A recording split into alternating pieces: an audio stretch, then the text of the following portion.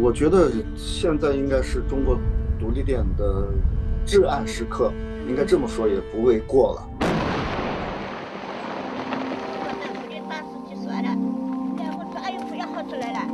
有钱赔给你，怕什么？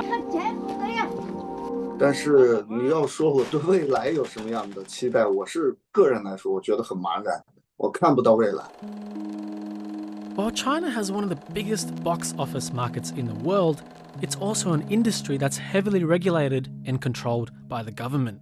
我叫张赞波，是一名来自中国的独立导演和非虚构的作家。在我的成长的过程中，我看到了很多的这种不公正的、不公不义的这种像丛林法则一样的这样的一个社会的状况。He has made documentary films exposing the impact of China's rapid development on rural populations. Falling from the Sky documents rocket debris from China's space programs landing in the fields of villages where he grew up. 但是在中国的电影里边，中国的主流电影里边，是基本上不会有人去关注它的。所以我觉得，独立电影的价值也就是在于这里。His works are censored in China for tackling politically sensitive issues.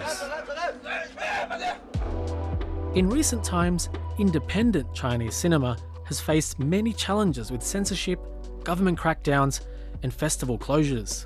But it wasn't always this way. So independent cinema, which is really kind of cinema produced outside the mainstream official media production systems, we really usually trace it back to the 1990s and the emergence of kind of non-fiction and fiction film in the wake of Tiananmen Square films. So what happens is in the late 90s, that really takes off with a spread of commercially available video and then DVD equipment. So really the period for flourishing is the early 2000s, between about 2000 and 2010.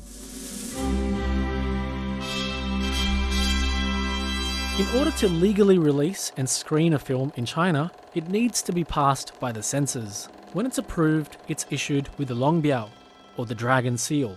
Academically and historically, we've often used it as a kind of basic industrial measure to say whether a film is independent or not. If it hasn't received the Longbiao, then it is considered an independent film. The past decade has been particularly rocky for Chinese independent cinema. From 2012, the Beijing Independent Film Festival faced numerous interventions from authorities, and the 2014 edition of the festival was shut down. In late 2016, a new film law was passed that banned films harming the dignity, honour and interests of the country, and stipulated fines for films screened without a Dragon Seal. In 2018, the CCP's propaganda department took direct control of film and TV regulation in China. And in 2020, the China Independent Film Festival announced they would be closing. 因为中国对网络的控制越来越严，这些东西你基本上传上去都很难了，还别说传上去让其他的人看到，你基本上哪怕你传上去了，很快就会被删除。So with all of the censorship, laws and crackdowns, what does the future look like for independent cinema in China?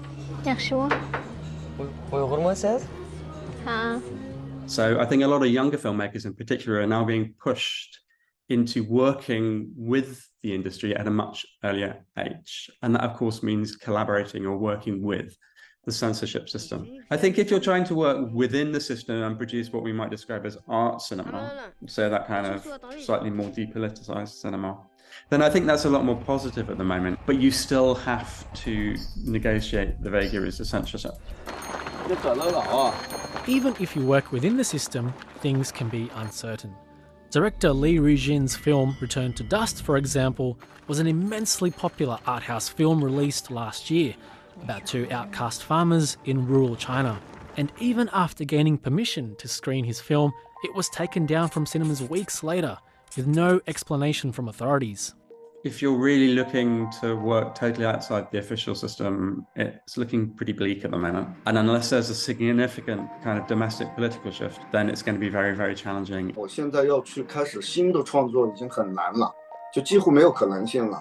当然，我唯一能做的是，我能把以前的拍摄的那些片子，能把它非常秘密的给剪出来，就是暂时把那个原来你所记录的那个社会现实保存在那里。